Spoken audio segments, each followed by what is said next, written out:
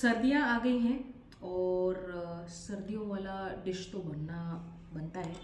तो जो हम मलाई जमाते हैं तो उसका ये कल मैंने वाइट बटर निकाला। अच्छा, वाइट बटर निकाला, उसके बाद जो हम उसको चौथा बोलते हैं, मतलब जो उसका जो भी बच जाता है, तो उसका हमने बनाया है ये। अब बनाते कैसे हैं, जैसे आपको पता है शबाना की सारी रेसिपीज जो है वो फट फट फट बनते हैं। ओके, तो ये भी फट फट फट बन जाएंगी। तो जो चौथा है उसमें आपको गुड़, ठीक है, गुड़ आपको डालना है। जो भी काला सफ़ेद जो भी गुड़ मिलता है वो आप डालिए। और उसके बाद इसमें डलेगा मेथी। मेथी को रोस्ट करना है। ये अभी मैं आपको जो भी बोलूँगी इनको सबको ड्राई रोस्ट करना है और इसका मोटा मोटा पाउडर बनाना है और फिर सब मिलाना है। तो मेथी होगी और अलसी हो गई। अलसी मतलब इंग्लिश में जिसको फ्लैक्स सीड्स बोलते हैं, तो फ्लैक्स सीड्स रोस्ट करके डालना है।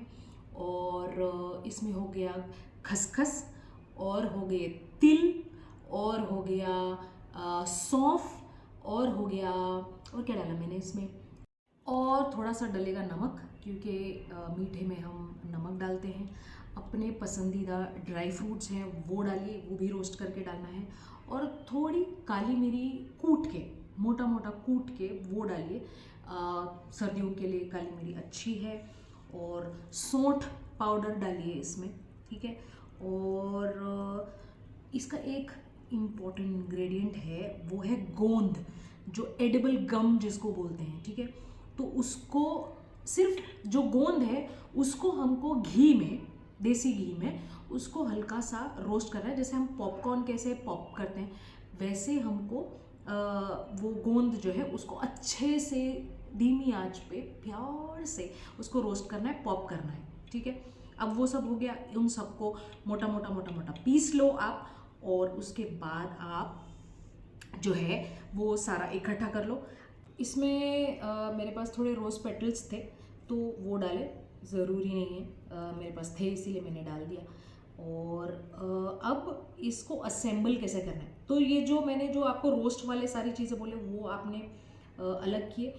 और जो चौथा है उसमें आप जो गुड़ है, ठीक है, उसको आप ग्रेट करके आप उसमें, या मोटा मोटा छुरी से आप काट के उसमें डाल जो उसमें डाल देना आप।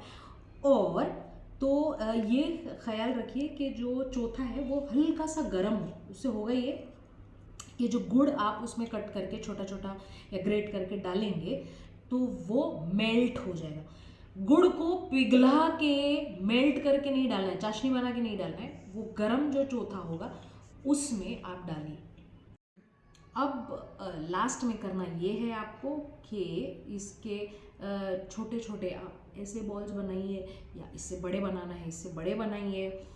या आपको अगर वो वड़ी की शेप में, जैसे बर्फ़ी होती है, अगर वैसे स्क्वायर्स में या डायमंड शेप में वैसे अगर आपको चाहिए तो आप एक थाल लीजिए ऐसे, है ना, प्लेट लीजिए, उसमें घी लगाइए और उस पर आप उसको फ्लैट कर लीजिए। एक बाटी से आप उसको फ्लैट कर लीजिए, बहुत ज़्यादा पतला मत कीजिएगा। उसको फ्लैट करके उससे छुरी से आप उसको कट लगाइए, लेट इट सेटल। और उसके बाद आपकी जो लड्डू हैं या जो बर्फ़ी है वो रेडी है खाने के लिए, ठीक है।